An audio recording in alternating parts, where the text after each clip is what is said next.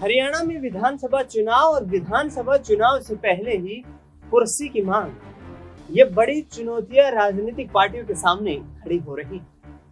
Bharatiya Janata party की बात करें या कांग्रेस पार्टी की, दोनों ही राजनीतिक दलों के बड़े कद्दावर नेता सीएम की कुर्सी को लेकर लगातार यहां पर बयानबाजी करते हुए नजर आ रहे हैं। लिहाजा दर्शकों, हरियाणा में 5 अक्टूबर को 90 विधानसभा सीटों पर चुनाव के लिए मतदान होने वाला है। ऐसे में एक तरफ भारतीय जनता पार्टी, दूसरी तरफ कांग्रेस पार्टी, दोनों के द्वारा तमाम जो दावे पेश किए जा रहे हैं उसके आधार पर बड़े बड़े मैनिफेस्टो तो जारी कर दिए गए हैं, लेकिन पार्टी के अंदर ही देखा जाए तो तमाम राजनेताओं की यहाँ पर नाराजगी सामने आ रही है। बीजेपी की तरफ से बात करें तो राव इंद्रजीत सिंह, अनिल विज, ये दो ऐसे बड़े चेहरे जो सीएम की कुर्सी पर दांव ठोकते हुए नजर आ रहे हैं।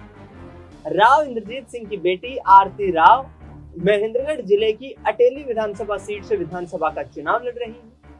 अनिल विज अंबाला कैंट से चुनाव लड़ रहे हैं। अनिल विज ने कहा कि मैं वरिष्ठता के आधार पर सीएम कुर्सी के लिए अपनी पेशकश करूंगा, मैं दांव ठोकूंगा। और साफ तौर पर उन्होंने कहा कि यदि मुझे हाईकमान हरियाणा का चीफ मिनिस्टर बनाती है तो मैं प्रदेश की तकदीर और तस्वीर बदल दूंगा। दूसरी तरफ राव इंद्रजीत सिंह, उन्होंने तो सरकार को बनने को लेकर ही सवाल खड़े कर दिए। राव इंद्रजीत सिंह की तरफ से ये कहा गया कि दक्षिण हरियाणा की 11 विधानसभा सीटें, 11 विधानसभा सीटों में से 2019 में जब पार्टी को बहुमत मिलने में भी नाकामी हासिल हुई, उस वक्त 9 सीटें अहिरवाल ने दी। उन 11 विधानसभा सीटों पर मेरा सियासी प्रभाव है, लिहाजा मुख्यमंत्री मुझे बनना चाहिए। और ऐसे में जिस तरीके का माहौल देखने को मिल रहा है वो वाकई दिलचस्प है, क्योंकि यहाँ पर राव नरबीर सिंह जो कि गुरुग्राम की बादशाहपुर विधानसभा सीट से चुनाव लड़ रहे हैं, बीजेपी हाईकमान को जिस तरीके से उन्होंने आईना दिखाया उसके बाद उनकी टिकट कंफर्म की गई और टिकट कंफर्म किए जाने के बाद अब बीजेपी की टिकट पर ही चुनाव लड़ते हुए दिखाई दे रहे हैं।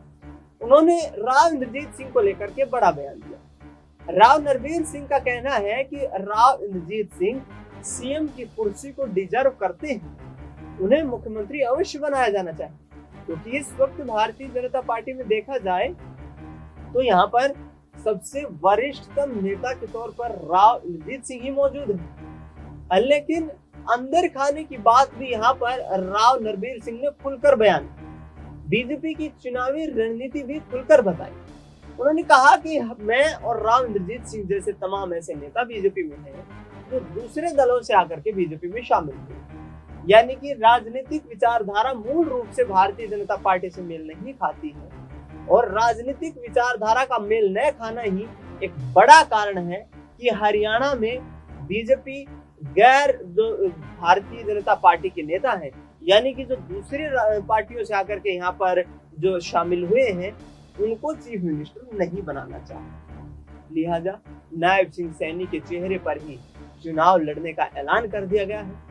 अमित शाह के द्वारा जिस वक्त पूर्व गृह मंत्री अनिल विज के द्वारा ये बयान दिया गया कि मैं चीफ मिनिस्टर के पद का सबसे बड़ा दावेदार हूँ, उस वक्त पर उनकी तरफ से सफाई भी पेश की गई और नायब सिंह सैनी के चेहरे पर ही आगे बढ़ने का यहाँ पर संकल्प लिया गया। लेकिन राव नरबीर सिंह के इस बयान के बाद के इस बात की मुहर लग गई है कि चाहे कितना भी बड़ा सियासी कद का नेता क्यों ना हो, मुख्यमंत्री बीजेपी, आरएसएस और भारतीय जनता पार्टी की पृष्ठभूमि से शुरुआत से संबंध रखने वाले नेता को ही बनाएगी। बड़े बड़े सवाल खड़े हो रहे हैं और इन बड़े सवालों के बीच यहाँ पर लगातार भारतीय जनता पार्टी घिरती हुई भी नजर आ रही है।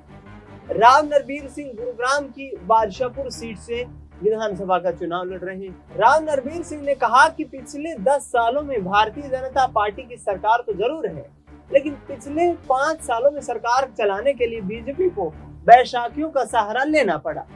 यहाँ तक कि जननायक जनता पार्टी के दिग्गज नेता दुष्यंत चौटाला पर भी निशाना साधते उन्होंने कहा कि प्रदेश में सड़कों का जो हाल खराब है उसके पीछे दुष्यंत चौटाला एक बड़ा कारण है, क्योंकि प्रदेश सरकार में जो पीडब्ल्यूडी डिपार्टमेंट था, जो रोड ट्रांसपोर्ट का डिपार्टमेंट था, वो दुष्यंत चौटाला के पास था। और यहाँ पर कहीं ना कहीं बीजेपी का बचाव करते हुए भी राव नरबीर सिंह दिखाई दिए। राव नरबीर सिंह ने यह भी कहा कि चीफ मिनिस्टर मैं भी बन सकता हूँ। 6 मुख्यमंत्रियों के साथ मैंने काम किया, लेकिन मैं जानता हूं कि बीजेपी मुझे सीएम के लिए प्रोजेक्ट नहीं करेगी, क्योंकि हमने इससे पहले दूसरी पार्टियों के साथ राजनीतिक रूपरेखा तैयार की। लिहाजा अब राव इंद्रजीत सिंह के लिए परेशानियां हैं, क्योंकि राव इंद्रजीत सिंह तो अहिरवाल की सीटों पर इसी बात का दावा करते हुए नजर आते हैं कि उन्हें चीफ मिनिस्टर बनाया जाएगा, चाहे कांग्रेस पार्टी की सरकार रही, चाहे भारतीय जनता पार्टी की सरकार रही।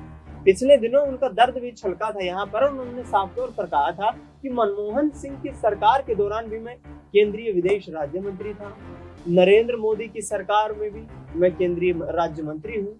ऐसे में 20 साल गुजर चुके हैं, लेकिन कोई भी पार्टी मुझे चीफ मिनिस्टर नहीं बनाना चाहती और अहिरवाल के वोट के दम पर सरकार बनाने में कामयाब होगी। लिहाजा देखना ये होगा कि राव इंद्रजीत सिंह क्या आने वाले वक्त में बड़ा यहाँ से कदम उठाते हुए नजर आएंगे।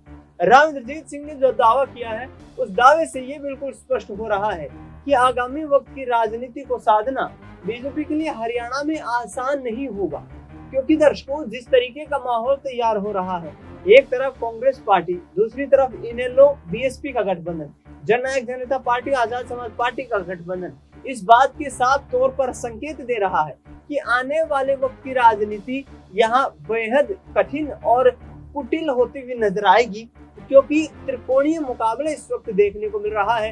कांग्रेस पार्टी 2019 की बजाय 2024 में मजबूत दिखाई दे रही है, क्योंकि लोकसभा चुनाव में 5 सीटें जीत दर्ज की। 5 सीटों पर जीत दर्ज करते हुए जिस तरीके से दीपेंद्र सिंह हुड्डा, भूपेंद्र सिंह हुड्डा, कुमारी शैलजा और रणदीप सिंह सुरजेवाला जोश से, आत्मविश्वास से लबरेज दिखाई दे रहे हैं, उसके आधार पर पूर्ण बहुमत की सरकार बनाने के दावे ठोके जा रहे हैं। यहाँ तक कि आम आदमी पार्टी के साथ गठबंधन की भी तमाम जो अटकलें थी और तमाम जो कोशिशें थी, उन पर पूर्ण विराम लगाते हुए कांग्रेस ने ऐलान कर दिया कि अकेले दम पर ही चुनाव लड़ेंगे और चुनाव में जीत दर्ज करेंगे। अब देखना ये होगा कि आखिरकार किस पार्टी का यहाँ पर राजनीतिक भविष्य उदय होता हुआ नजर आता है। कांग्रेस पार्टी पिछले 10 सालों से सत्ता से रुखसत है, और जिस तरीके से जो दावे भूपेंद्र सिंह हुड्डा की तरफ से किए गए, जो दावे यहाँ पर मैनिफेस्टो में किए गए कांग्रेस पार्टी की तरफ से, वो लोक लुभावन जरूर अवश्य दिखाई दे रहे हैं, लेकिन कांग्रेस पार्टी इन्हें जमीन पर उतारने की तैयारियां कर रही है। बीजेपी ने कांग्रेस के मैनिफेस्टो को एक जुमला बताया, तो दूसरी तरफ कांग्रेस पार्टी ने भी भारतीय जनता पार्टी के मैनिफेस्टो पर जमकर सवाल खड़े किए। अब दोनों में देखना ये होगा कि आखिरकार किस पार्टी की यहाँ पर चुनावी विचारधारा, रणनीतियों और मैनिफेस्टो पर प्रदेश की जनता अपना विश्वास जताती है, किसे पूर्ण बहुमत मिलता है, या फिर हरियाणा में किंग मेकर की भूमिका में दुष्यंत चौटाला की भांति कोई और ही राजनीतिक दल दिखाई देगा। फिलहाल इस खास कार्यक्रम में इतना ही। देश दुनिया की तमाम बड़ी खबरों के लिए आप देखते रहिए SPN।